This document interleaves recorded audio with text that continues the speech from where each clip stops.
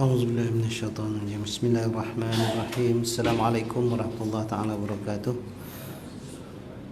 Ila hadratin Nabi Muhammad Rasulillah sallallahu alaihi wasallam, summa arwahi walidina wal masyayikh. Jamil muslimin subhanahu wal mu'min. Summa sahibi hadzal kitab insyaallah.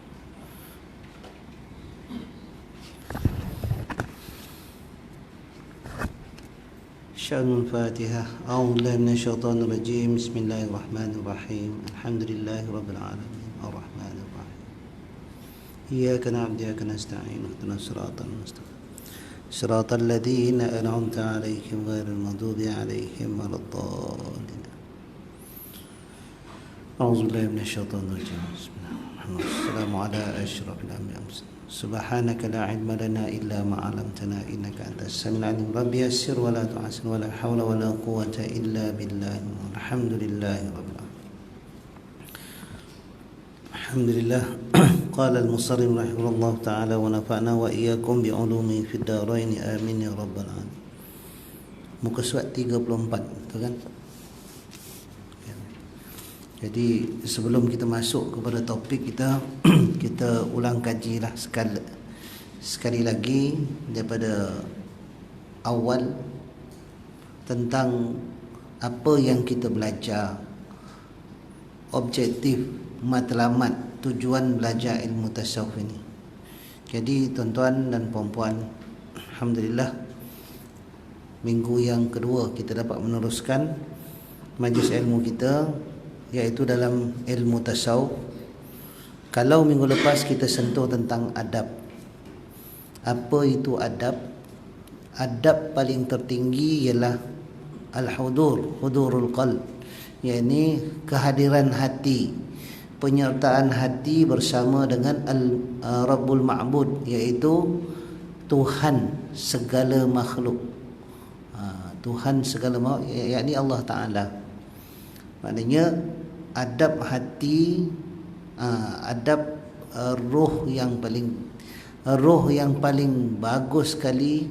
Mana adab roh yang paling bagus sekali ialah hati makhluk itu, hati manusia itu bila dia beribadah kepada Allah Subhanahu Wa Taala, hadir hatinya mengingati Allah Subhanahu Wa Taala. Selain daripada hadir hatinya mengingati Allah Subhanahu Wa Taala, dihiasi hatinya dengan adab-adab hati yang baik, yang kita cakap sifat al-mahmudah. Sifat al-mahmudah itu adalah adab-adab hati yang baik. Maknanya dalam ibadah, buatlah apa saja pun jenis ibadah, dalam hati itu mesti ada penyertaan hati ingat kepada Allah Taala.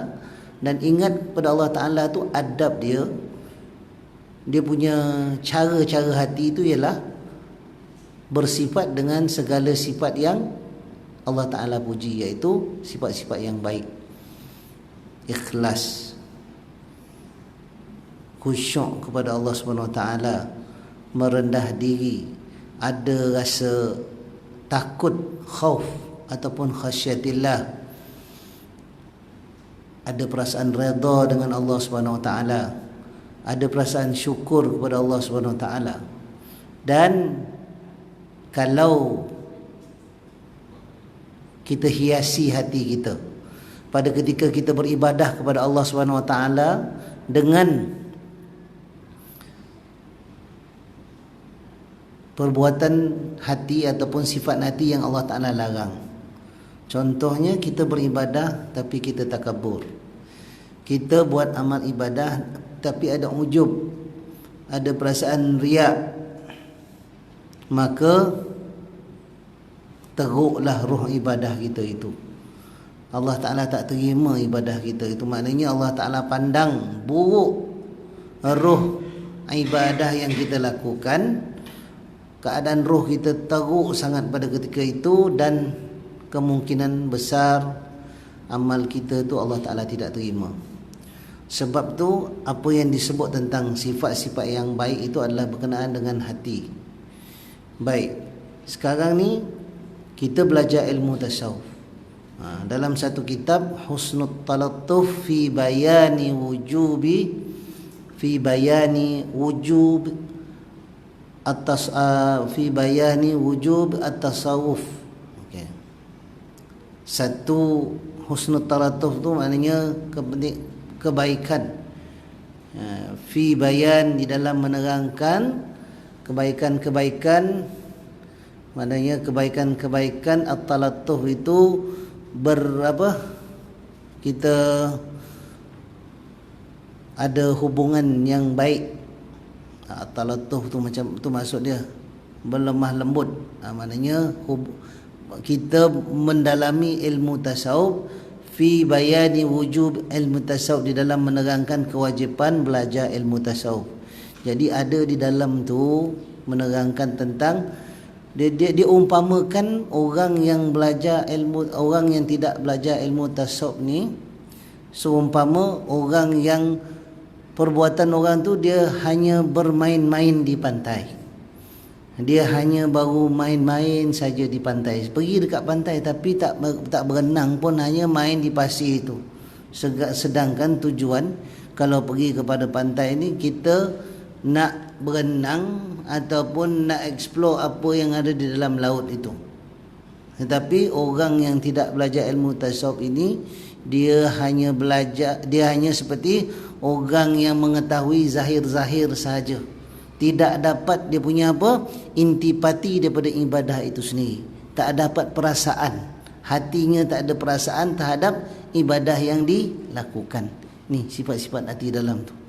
Jadi ibadah yang dilakukan banyak, tapi kalau ikut yang kita dah bincangkan minggu lepas, bila tak ada adab hati, maknanya tak adalah adab dengan Allah Subhanahu Wa Taala, yang mana dalam hati itulah tempat fokus tumpuan dan pandangan Allah Subhanahu Wa Taala. Dalam hati itu Allah Taala tengok. Jadi ibadah dia bersifat zahir sajalah. Ilmu tauhid memang ada. Maknanya daripada segi pelaksanaan ibadah tu, daripada sudut hukum fiqh cantik, zahir, prosedur semua tahu. Tetapi kalau tidak dihiasi, tidak disertakan hati itu dengan ingatan kepada Allah, dan juga dalam hati itu dia punya keadaan hati itu tidak redha, tiada syukur, tiada ikhlas, maka dia tak dapat dia punya intipati ibadah itu. Ibadah itu tak ada kualiti pada pandangan Allah Subhanahu Wa Taala. Sebab tu tuan-tuan, bila kita belajar ilmu tasawuf ini, dia ada 5 perkara. Okey, 5. Yang pertama, orang yang belajar ini nak mendalami ilmu tasawuf ini, nak dapat perasaan hati ini, yang pertama dia kena ada ilmu. Dia kena ada ilmu. Okey, ilmu yang kita belajar sekarang ilmu tasawuf. Sebelum tu ilmu tauhidnya mesti ada, dan juga ilmu ibadah ataupun ilmu fiqahnya mesti ada, sebab dia menitik beratkan perkara zahir. Dan yang ketiga ialah ilmu tasawuf, sebab dia menekankan tentang bab hati. Okey, jadi kita lalui persediaan ilmu tu, kita belajar dan belajar. Dalam belajar dia akan pergi kepada keadaan seterusnya, iaitu belajar ni yang keduanya, selepas pada ilmu dia mesti ada barakah. Barakah belajar. Jadi nak barakah belajar mesti ada adab. Adab dalam mempelajari ilmu. Anak murid kepada guru mesti jaga adab.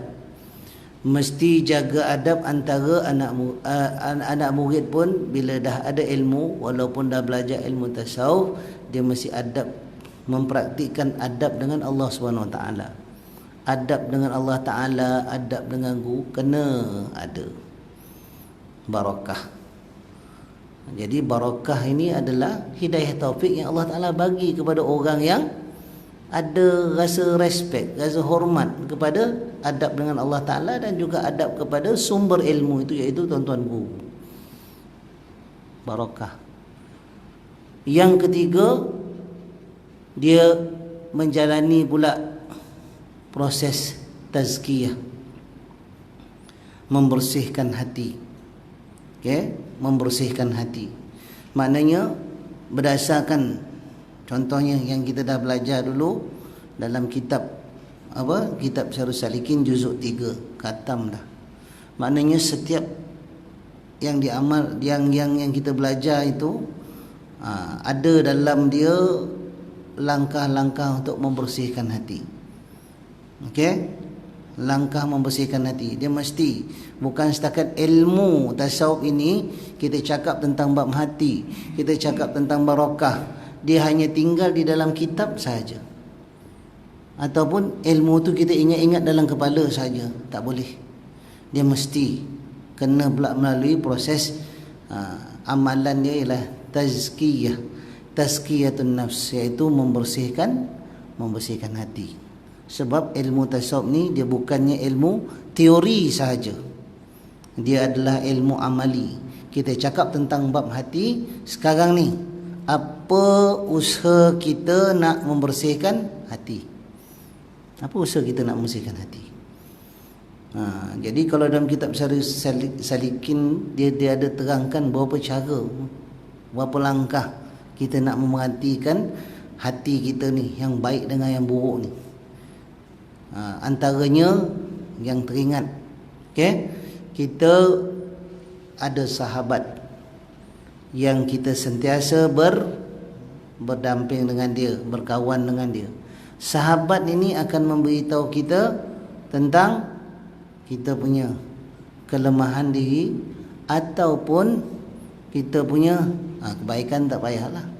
Maknanya kalau sahabat yang baik, dia akan beritahu kita tentang kelemahan diri kita. Sebagaimana Sayyidina Bilal menasihati Khalifah Amirul Mukminin pada ketika itu.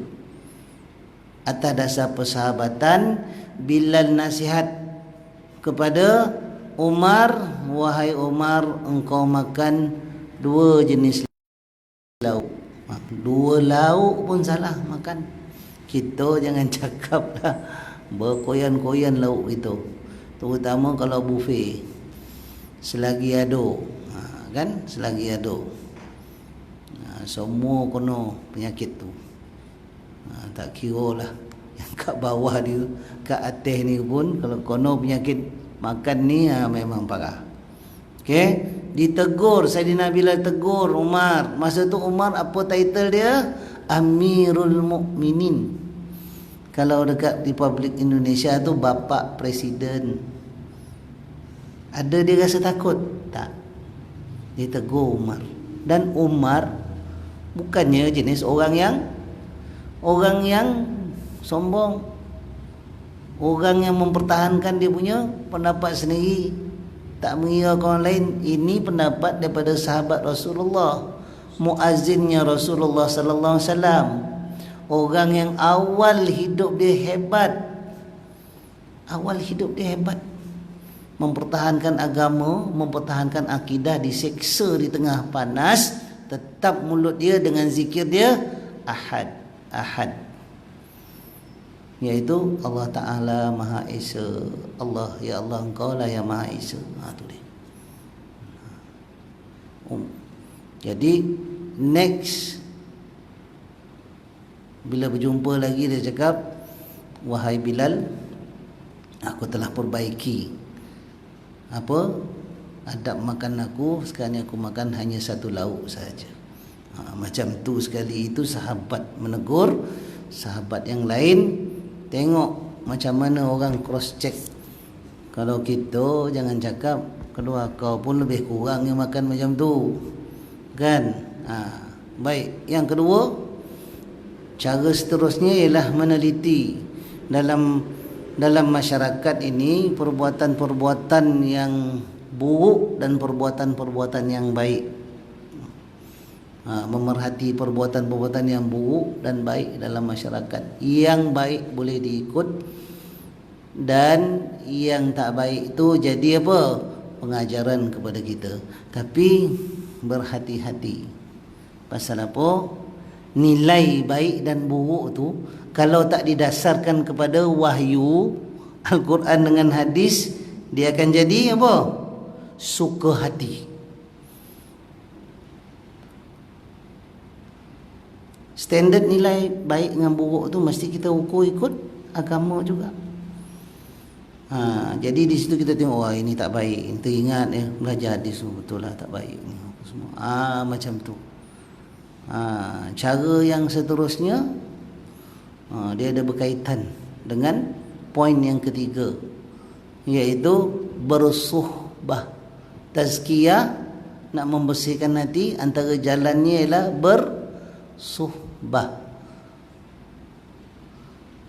Bersuhbah iaitu berjumpa dengan ahlillah, berjumpa dengan guru pembimbing rohani yang boleh membimbing kita ilmu-ilmu syariat, yang boleh membimbing kita jalan untuk membersihkan hati. Itu dia suhbah. Suhbatus sufi, suhbah orang yang ahli dalam ilmu tasawuf, dalam jalan beramal, terutama al-arif billah lah, orang yang dah sampai ke peringkat ma'rifatullah. Itu dia. Jadi ilmu, barakah, tazkiyah, sekali suhbah. Tadi proses membersihkan hati. Jadi dalam proses membersihkan hati ini, kalau dalam kitab Sarikin yang seterusnya, jalan yang paling baik untuk membersihkan hati ialah mencari guru yang mursyid. Dia cakap, coba balik bab 3. Jadi mencari guru yang mursyid, pembimbing rohani kita ini, inilah dinamakan yang kita belajar sekarang, berdamping dengan orang soleh untuk dengan tujuan untuk membersihkan hati. Ini yang dinamakan suhbah, sahabat.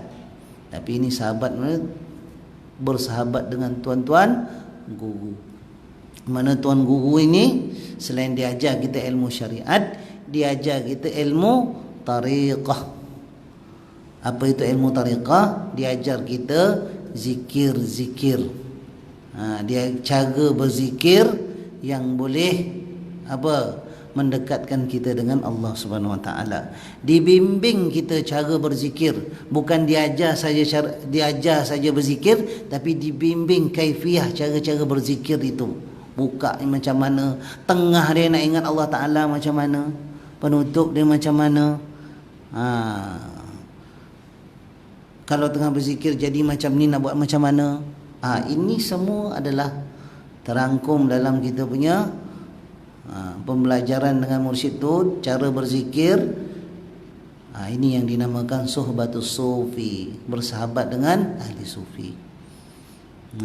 Jadi bila bersahabat, maknanya bila kita bersahabat, berdamping dengan orang soleh, berdamping bersuhbah dengan ahli-ahli sufi ini, guru-guru yang mursyid ini, yang keseterusnya dia tidak akan lari. Bila kita cakap bab hati, cara pembersihan, cara tazkiyah, pembersihan hati yang paling cantik ialah dengan zikrullah. Sebab itu guru yang mursyid ni dia akan ajar kaedah seterusnya ialah cara berzikir kepada Allah SWT. Jadi ilmu, barakah, tazkiyah. Dalam tazkiyah itu proses, maknanya berdamping dengan orang soleh, suhbah, dan juga zikrullah. 5 proses jalan. Barulah nanti orang itu bukan sekadar bermain-main di pantai, tetapi dia terjun, dia explore, dia snorkeling, dan dia scuba diving, masuk dalam laut, dia nampak keadaan laut tu macam mana. Sama jugalah macam orang dengan gula-gula, pegang gula-gula, beli gula-gula. Apa tujuan beli gula-gula? Untuk diri sendiri, untuk dirasai kemanisan gula tu. Tapi selagi tidak belajar ilmu pembersihan jiwa dan beramal dengan amalan yang membersihkan hati ini, dia ibarat seperti diboli gula dipandang-pandang. Lepas tu cakap, gula ni manis ni. Macam orang kita, nampak pun manis gula ni. Nampak man. Tapi adakah dia rasa gula tu manis? Tak ada, dia tak dapat lagi. Jadi macam tu juga adab balik kepada ibadah tadi. Roh ibadah yang tertinggi sekali ialah perasaan hati yang dilibatkan mengingati Allah Ta'ala. Dan sifat-sifat hati bila ingat kepada Allah Ta'ala dihiasi dengan sifat-sifat yang Allah Ta'ala nak. Bukan sifat-sifat yang nafsu kita nak, yang Allah Ta'ala nak. Nafsu kita nak riak, tapi Allah Ta'ala cakap yang kau nak pakai dalam ibadat ni ialah ikhlas. Nafsu kita nak takabur, suka takabur, tapi yang Allah Ta'ala tuntut bila dalam ibadah mesti ada apa? Tawaduk. Nafsu kita nak itu dan nak ini, kecintaan selain pada Allah SWT. Tapi Allah Ta'ala cakap apa? Dalam ibadah engkau mesti fokus dia, ingatkan akhirat, ingatkan aku. Itu yang menjauhi hubbud dunia, perkara-perkara dunia yang boleh melekakan kita daripada melaksanakan ibadah ataupun melalaikan kita daripada ketika melaksanakan ibadah. Itu dia tuan-tuan. 1, 2, 3, 4, 5. Barulah orang tu dikatakan apa? Betul-betul dalam proses pembersihan jiwa untuk mendapatkan adab yang terbaik dengan Allah Subhanahu Wa Taala. Jadi kita di peringkat mana? Ni bukan sekadar kita cerita kat surau ni ya. Kita dah peringkat mana? Ilmu, barakah, tazkiyah, dah. Proses pembersihan jiwa. Proses subah, damping dengan orang soleh, berdamping dengan guru untuk belajar cara membersihkan hati. Yang kelima, dah beramal dengan zikir. Jadi itu satu benda yang kita kena fikirkan, tuan-tuan dan puan-puan. Pasal apa? Ilmu tasawuf ni tak habis dek belajar saja, teori saja. Yang mesti dengan praktikal. Okey? Baik, jadi saya dah sentuh tentang sohbah tu secara ringkas. Dalam kitab ini kita sambung. Kita dah belajar tentang hujah-hujah tentang kenapa kita bersohbah, kenapa kita kena berdamping dengan orang soleh. Kita nak belajar teladan akhlak daripada dia, iaitu dengan cara apa?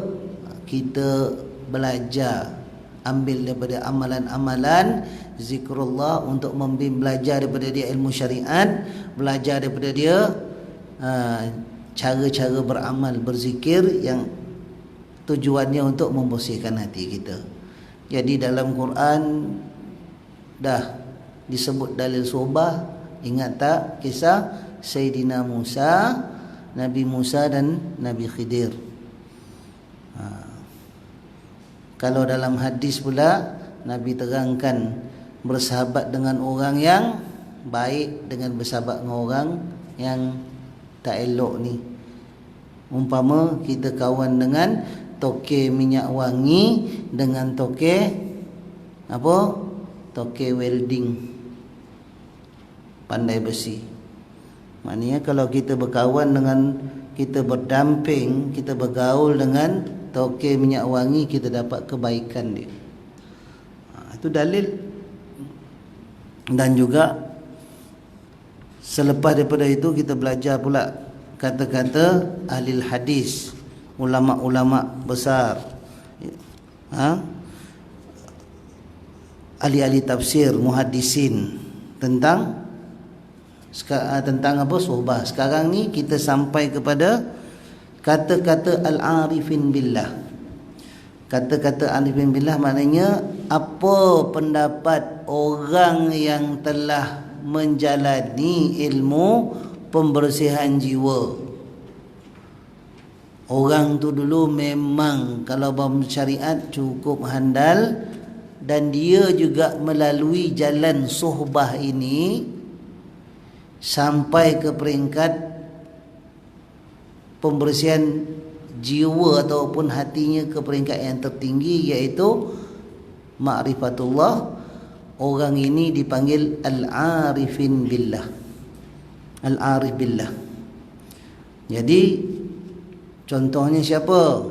Di sini disebut siapa orang yang dah sampai kepada tahap rohani yang tinggi, hasil daripada sohbah dengan ahli-ahli sufi, tuan-tuan guru mursyid yang bawa, yang dengan barakah bersohbah ini akhirnya Allah Ta'ala tingkatkan rohani dia ke peringkat yang tinggi. Antaranya ialah Imam Al-Ghazali. Siapa yang tak kenal Imam Al-Ghazali? Kitab dia syarat dengan pengajaran baik ilmu tasawuf ataupun baik ilmu tauhid ataupun ilmu fiqh, semua. Kalau orang barat ambil dia punya ilmu, tapi ilmu yang dia dah tinggalkan selepas dia belajar ilmu tasawuf dan bersuhbah dengan tuan guru dia, iaitu ilmu apa? Ilmu falsafah. Sebab tu Imam Al-Ghazali dia karang kitab Tahafut Al-Falasifah, maknanya kebinasaan ilmu falsafah. Orang belajar ilmu falsafah ni sama juga nak cari hakikat pencipta, nak cari hakikat segala sesuatu dalam dunia ni, tapi tak capai dengan ilmu falsafah. Rupanya ilmu dalam bab hati ini, inilah dia. Ilmu tentang ihsan ini hanya capai dengan apa? Selepas daripada belajar syariat, beramal untuk membersihkan hati. So dia belajar dengan dia punya guru dia, Syekh Abu Bakar Al-Warraq.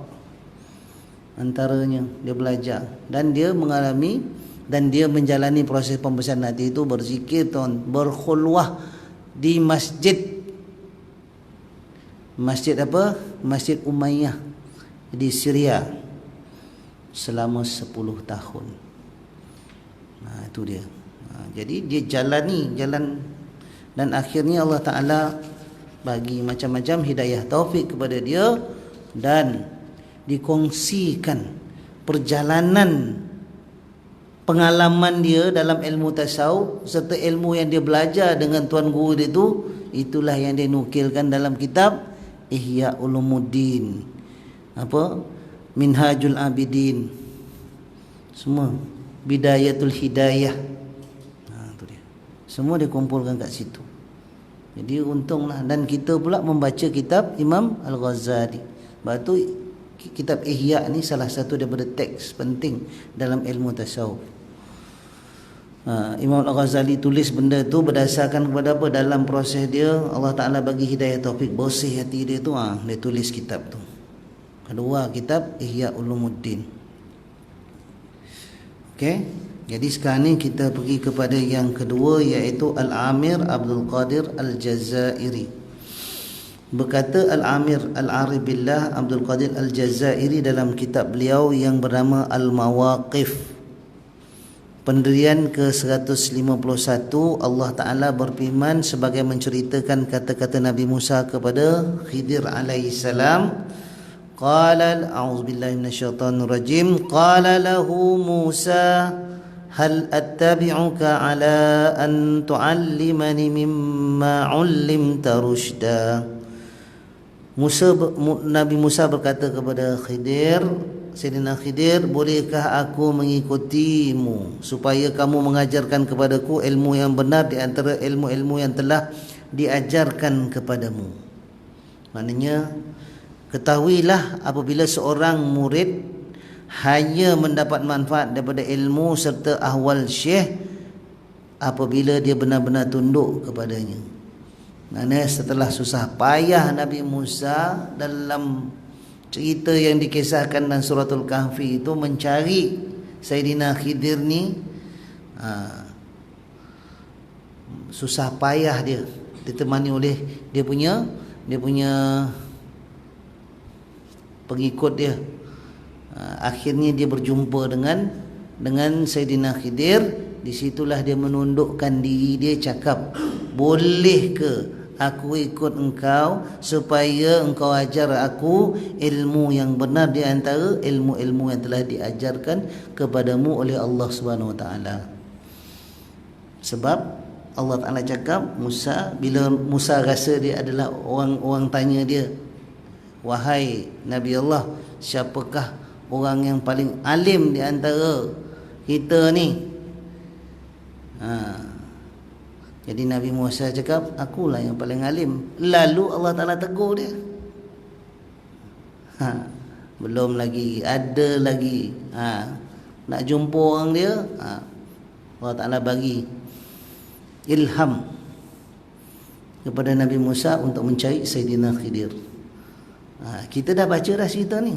Kita dah baca macam mana kita lihat Nabi Khidir tu, dia punya perbuatan, ilmu yang Allah Ta'ala bagi kepada dia tu kadang-kadang apa? Mendahului masa. Mendahului masa. Bunuh anak kecil. Kan? Bunuh anak kecil.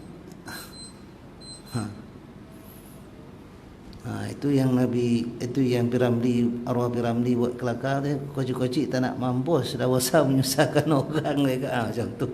Kocik-kocik tak nak mampus dia, dah bosan menyusahkan orang. Ada tu dia punya imbih-imbih cerita apa tu. Jadi bila kedudukan tahap ilmu Sayyidina Nabi Musa tidak sampai kepada tahap Sayyidina Khidir. Tiga kali je pendadahan yang Allah Ta'ala tunjukkan kepada Nabi Musa melalui Sayyidina Khidir, out. Maknanya tak sama pencapaian ilmu, tak sama tahap ilmu. Jadi macam mana hebat ni orang ni, macam mana hebatnya rohani orang ni sampai Allah Ta'ala bagi ilmu macam ni. Sebab tu Sayyidina Musa pun tak dapat ilmu yang dipanggil ilmu apa? Ilmu ladunni. Ladunni maknanya daripada ayat min ladun. Min ladun siapa? Daripada ilmu daripada sisi Allah Subhanahu Wa Ta'ala, yang Allah Ta'ala ajar secara langsung kepada Nabi Khidir.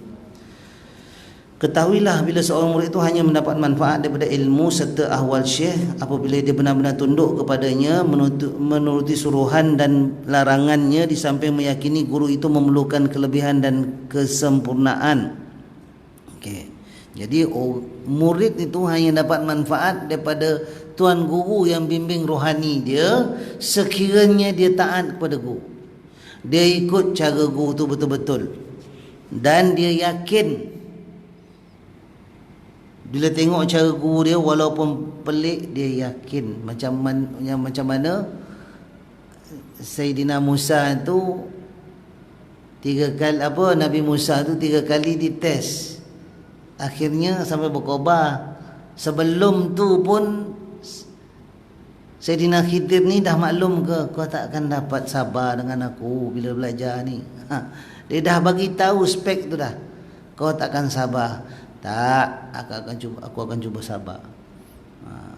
Sabar tu berdasarkan kepada keyakinan. Kalau dah tak yakin tu kadang-kadang hilang sabar gitu. Kan? Sebab itulah 3 percubaan out. Jadi kedua-duanya sering dan saling memerlukan antara satu sama lain. Seiring dan saling memerlukan antara satu sama lain, tidak mencukupi bagi setengah orang yang menganggap keyakinannya terhadap kesempurnaan syekh itu sudah memadai untuk mencapai maksud dan cita-cita, sedangkan dia tak melaksanakan apa yang diperintah dan tidak meninggalkan apa yang ditegak oleh syekhnya.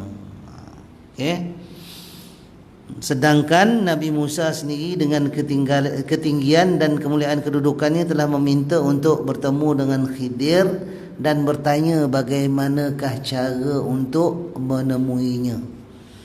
Memang dalam Musa nak mendapatkan guru ni memang beria betul. Nabi Musa minta dengan Allah Subhanahu Wa Taala, temukan dengan aku orang yang lagi alim, yang lagi hebat. Dia nak berjumpa. Dan Allah Ta'ala bukan sekadar jumpakan dia dengan Nabi, dengan Sayyidina Khidir secara apa? Mudah-mudah. Hilang bekalan, sesatlah apa semua, kelaparan. Macam tu, dia uji betul-betul latih dia nak berjumpa dengan orang yang hebat macam ni. Sama juga kita tuan-tuan dan puan-puan, bila kita belajar, bila kita nak bersuhbah dengan orang alim, kadang-kadang Allah Ta'ala tunjukkan kepada kita. Kadang-kadang ditunjukkan orang alim tu macam ni, macam ni, macam ni. Kita pula datang, bila tengok dia punya keadaan dia, timbul prasangka kita yang negatif. Belum apa-apa, belum belajar pun dah timbul negatif. Tengok dia kedudukan ni macam ni lah, macam tu lah, apa semua. Macam-macam. Jadi perasaan-perasaan macam tu yang jadi blok antara hati kita dengan hati dia. Okey, tak seiring. Jadi belum lagi melalui proses pembersihan hati, bila berjumpa dengan guru yang mursyid ini, kita dah keluar baris. Kita dah, hati kita jadi lemah, tak nak belajar dengan dia. Tapi bukan Nabi Musa. Memang, yalah ustaz, dia Nabi. Tak, kisah tu menjadi pengajaran kepada kita. Dia Nabi, betul dia Nabi, tapi Allah Ta'ala nak tunjukkan kena ada kesungguhan hati bila mencari Tuan Guru. Jadi munajat dan minta kepada Allah SWT. Minta. Sebagaimana Syekh Abdul Wahab Asy-Sya'rani, dia cakap nak cari guru mursyid ini banyak bertaubat kepada Allah SWT. Nak ditunjukkan jalan bersihkan hati ini, banyak taubat kepada Allah SWT. Dan munajat, betul-betul minta Allah Ta'ala tunjukkan orang yang boleh membimbing rohani kita. Jangan main. Minta dengan Allah SWT betul-betul.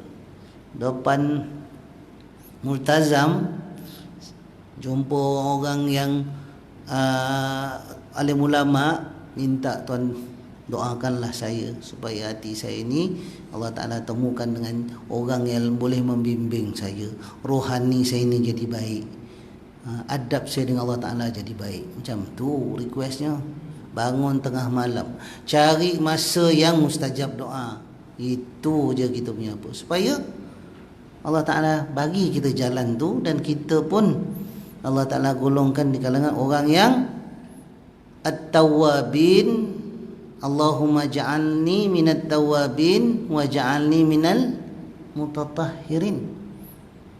Dalam Quran, nah itu doa, innallaha yuhibbut tawwabin wa yuhibbul al-mutatahhirin. Allah Ta'ala sangat sayang kepada orang yang suka bertaubat dan orang yang sentiasa membersihkan hati dia, jasmani dan rohani dia.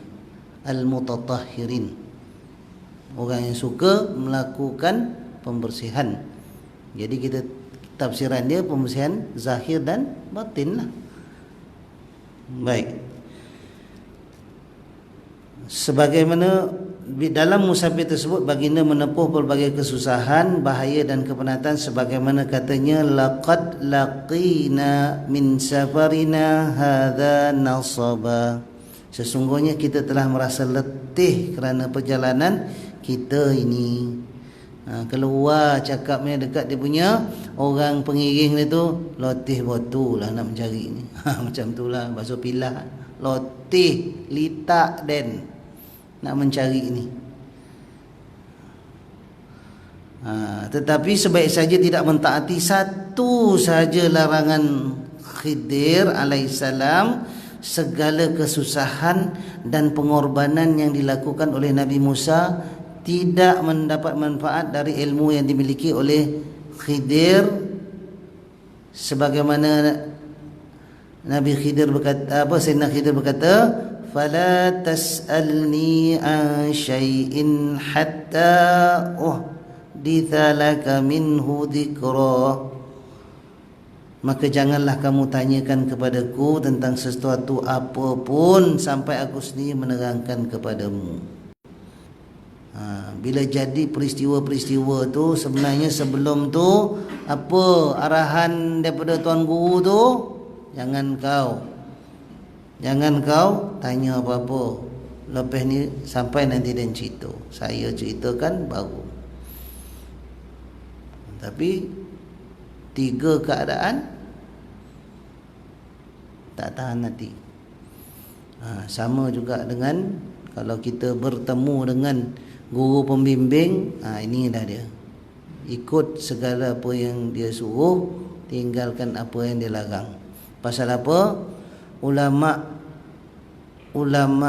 macam ni, orang alim macam ni, dia tak akan cakap melainkan perkara yang dah memang sabit daripada Quran dan hadis.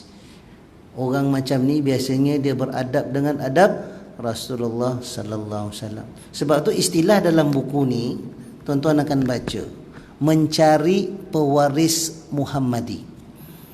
Pewaris Muhammadi itulah al-ulama warasatul anbiya. Ulama adalah pewaris Nabi. Istilah yang digunakan oleh sahibul kitab ataupun pengarang kitab ialah mencari pewaris Nabi. Mana ulama-ulama macam ni lah. Ulama-ulama yang boleh membimbing zahir dan batin. Okey, yang alim dalam ilmu syariat, hakikat, syariat, tariqah, dan dia dah capai tahap ilmu hakikat dan makrifah. Itu dia. Jadi kita berhenti sampai setakat tu dulu. 35 tengah-tengah perkataan Al-Amir, pandangan Al-Amir, Syekh Al-Amir Abdul Qadir Al-Jazairi. Nama orang ni terkenal sampai Amerika. Kalau tuan-tuan baca siapa dia, Al-Amir Abdul Qadir Al-Jazairi, dia punya perbuatan, dia punya defend terhadap kebenaran, walaupun terhadap orang kafir, tapi orang Islam tak betul tindakan kepada orang kafir, dia defend orang kafir itu, dipertahankan orang kafir itu. Jadi perbuatan dia punya tindakan dia telah mendapat sanjungan tinggi daripada masyarakat, sampai kepada presiden, kalau tak silap Presiden Abraham Lincoln bagi dia hadiah. Pasal apa? Dia punya tingginya nilai nilai apa, hak asasi manusia, macam itulah. Syekh Al-Amir Abdul Qadir Al-Jazair, orang Algeria, tapi bermastautin, akhir dibuang negeri dan bermastautin di Lubnan. Ini dia. Dia adalah salah seorang daripada syekh sufi yang hebatlah dalam zaman-zaman tahun kurun ke berapa tu, Abraham Lincoln apa 17 lah, 17 18 macam tu. Okey, itu saya insya-Allah kita sambung lagi tentang sohbah pada ujung bulan ni, mungkin tak dapat 29 bulan. Jadi mungkin kita sambung pada next bulan 8 insya-Allah. Itu saja. Wabillahi taufiq. Assalamualaikum warahmatullahi taala wabarakatuh. Wallahu a'lam.